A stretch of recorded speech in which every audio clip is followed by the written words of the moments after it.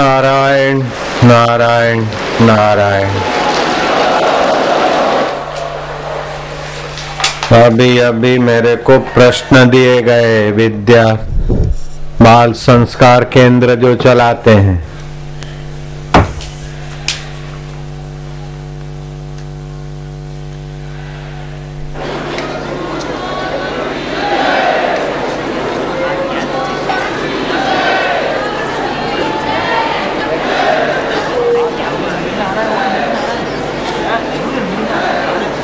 हरि ओम।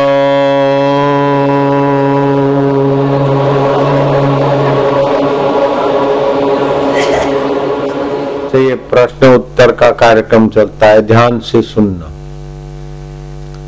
संसार में कोई सार नहीं है और जितना राग करेगा उतना ही दुखी होगा, अशांत होगा, अयोग्य बनेगा।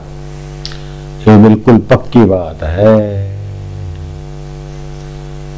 वैराग्य राग रसिको भव, वैराग्य में राग करो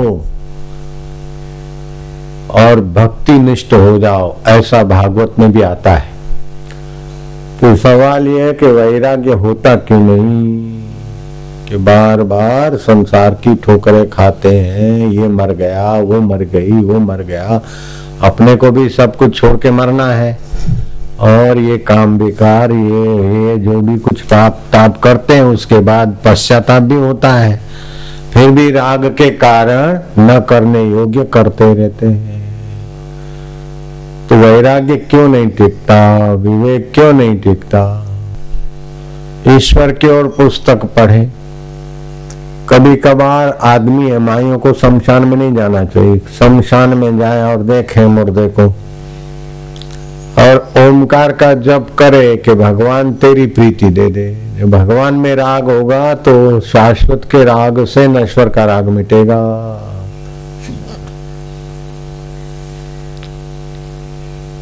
दूसरा प्रश्न है, अच्छा फिर इसमें शाश्वत के राग में क्या करें? कि जैसे प्राणायाम करके फिर ओमकार मंत्र है, गायत्री छंद है, परमात्मा ऋषि अंतर्यामी देवता, हम अंतर्यामी की प्रीति के लिए ये जप कर रहे हैं। ओम ओम ओम ओम ओम ओम प्रभु प्रीति दे, संसार से वैराग्य दे, तेरे में राग दे दे महाराज। हरि ओम ओम ओम ओम ओम ओम ओम ओम ओम ओम ओम। हरि ओम ओम ओम ओम ओम प्रभु ओम ओम ओम दाता ओम ओम।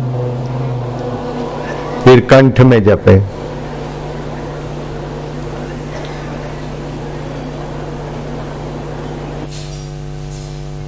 फिर हृदय में जपे, हृदय से राग पूर्वक, प्रीति पूर्वक, तो भगवान के रस का राग आ जाएगा। भगवान भी तो मान लेंगे कि हृदय पूर्वक जपता है।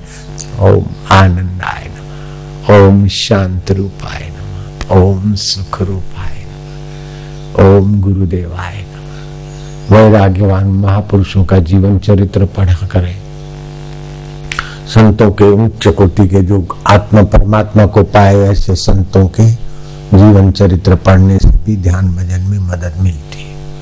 भगवान नाम महिमा पुस्तक पढ़ते रहे, इस प्रकार सत्य साहित्य पढ़ते रहे और हलकट खुराक और हलकट संग से अपने को बचाया करें। हलकट खुराक और हलकट संग से अपने को बचाया करें, तो वैराग्य टिकेगा। हम अपनी वाणी को निर्दोष कैसे बनाएं?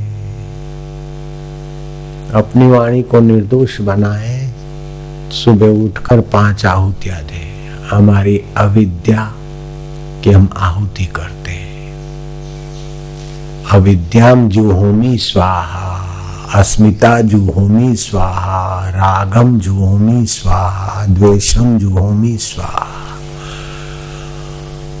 अविद्या, अस्मिता, राग, द्वेष, अभिनिवेश, ये 5 दुर्गुणों के कारण हमारा सत स्वभाव ढका रहता है। इसलिए असतवाणी, कटुवाणी, कड़क वाणी होती है। और मधुमय व्यवहार नाम की पुस्तक पढ़ के आपकी वाणी मधुर बनाने में मदद मिलेगी।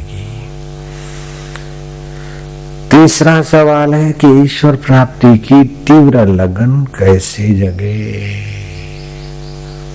ईश्वर प्राप्ति की तीव्र लगन कैसे जगे, इन दो प्रश्नों के उत्तर में तीसरा प्रश्न का उत्तर छुपा है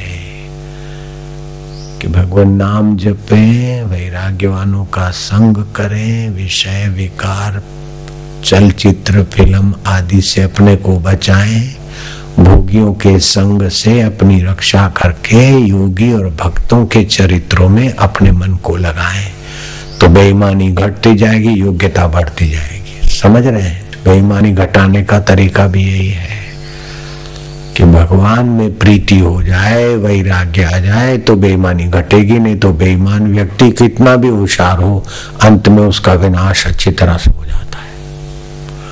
और ईमानदार आदमी कितना भी बुद्ध हो, वैराग्यवान और भगवान का भक्त जन्मजात अंधा होकर भी इतना महान बन जाता है, प्रीतम दास जी जैसे।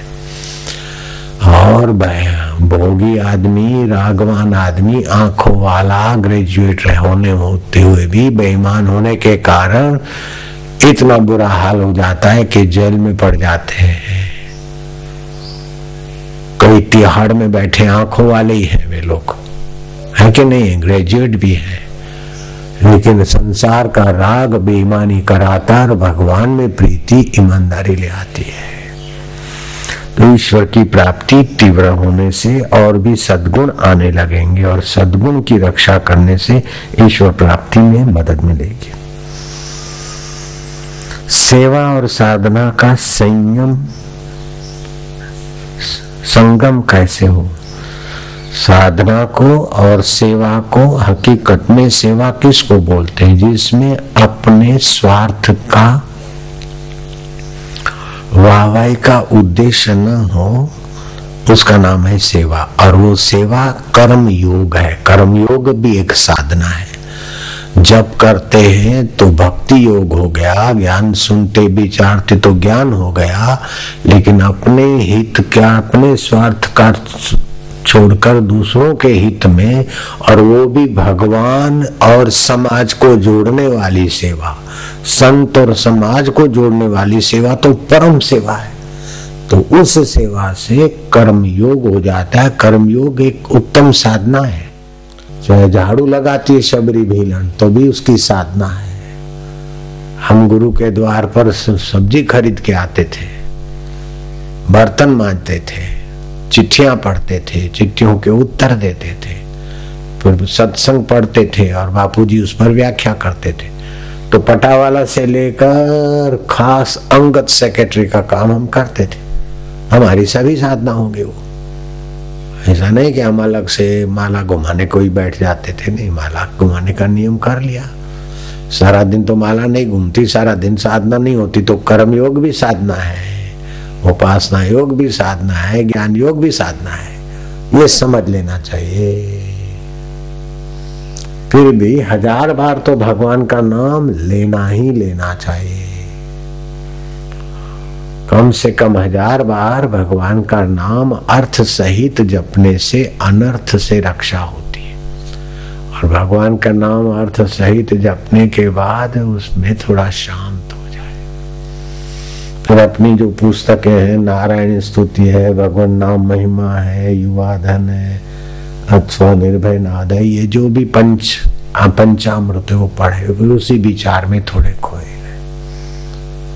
तो इस प्रकार का इरादा होने से सब ठीक होने लगता है। उद्देश्य ऊंचा हो जाए बस। ईश्वर प्राप्ति का उद्देश्य होने से बेईमानी भी छूट जाएगी, कर्म में से पलायनवादिता भी छूट जाएगी, लापरवाही भी छूट जाएगी। राम काज बिन कहाँ विश्राम। मैनाक पर्वत खड़ा हो जाता है बीच में कि हनुमान जी आराम कर लो, लंबा